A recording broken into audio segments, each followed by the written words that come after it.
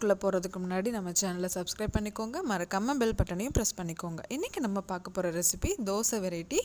வாங்க எப்படி செய்யலான்னு பார்க்கலாம். வரகரிசி தோசை எப்படி செய்யலான்னு பார்க்கலாம். அதுக்கு 3 கப் வரகரிசி எடுத்துக்கோங்க.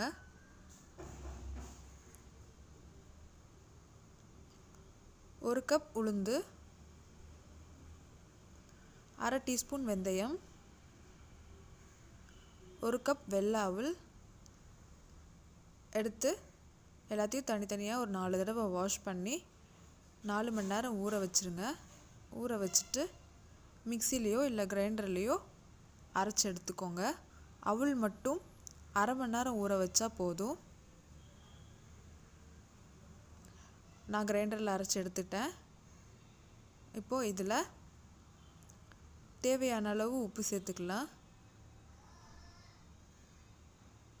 நல்லா கலந்து விட்டு 8 மணி நேரம் ஊற வச்சுடுங்க. இல்லைன்னா ஒரு நைட்டு ஃபுல்லாக ஊற விட்டுருங்க. மாவு புளிக்கட்டும், அதுக்கு தான். நான் நைட்டு ஃபுல்லாக ஊற வச்சு எடுத்துருக்கேன். பாருங்கள், நல்லா புளிச்சு வந்துச்சு. இதை தோசை மாவு பதத்துக்கு கரைச்சி எடுத்துக்கோங்க. கரைச்சாச்சு. இந்த பதத்துக்கு இருந்தால் போதும். தோசைக்கல் சூடானதும் தோசை ஊற்றிடலாம்.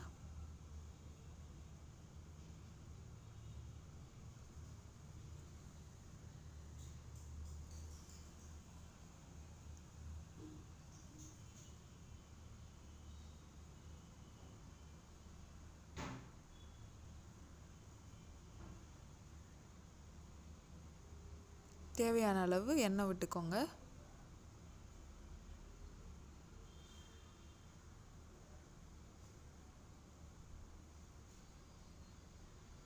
ஒரு பக்கம் வெந்துச்சு, மறுபக்கம் திருப்பி போட்டுடலாம்.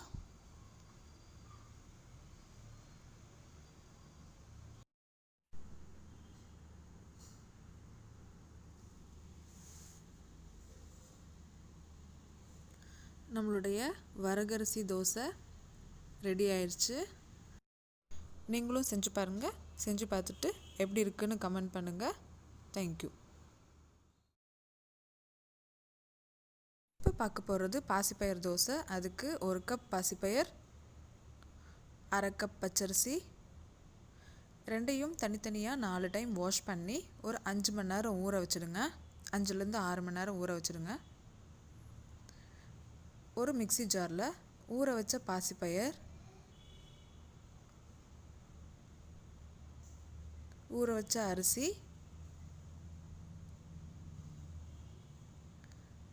1/4 டீஸ்பூன் ஜீரகம்,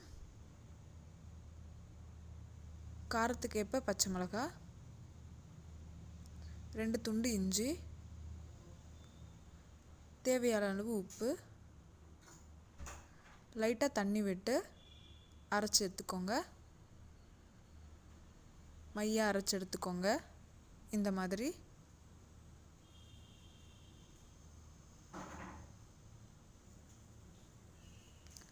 தோசை மாவு பதத்துக்கு கரைச்சி எடுத்துக்கலாம்.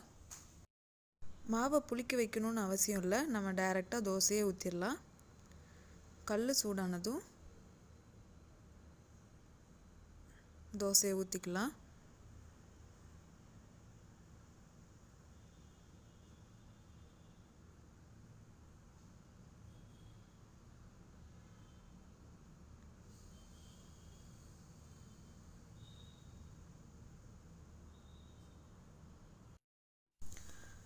தேவையான அளவு எண்ணெய் விட்டுக்கோங்க.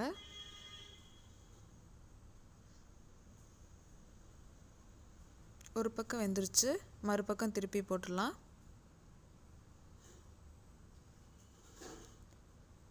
அவ்வளோதாங்க, நம்மளுடைய சுவையான பாசிப்பயிர் தோசை ரெடி ஆயிடுச்சு.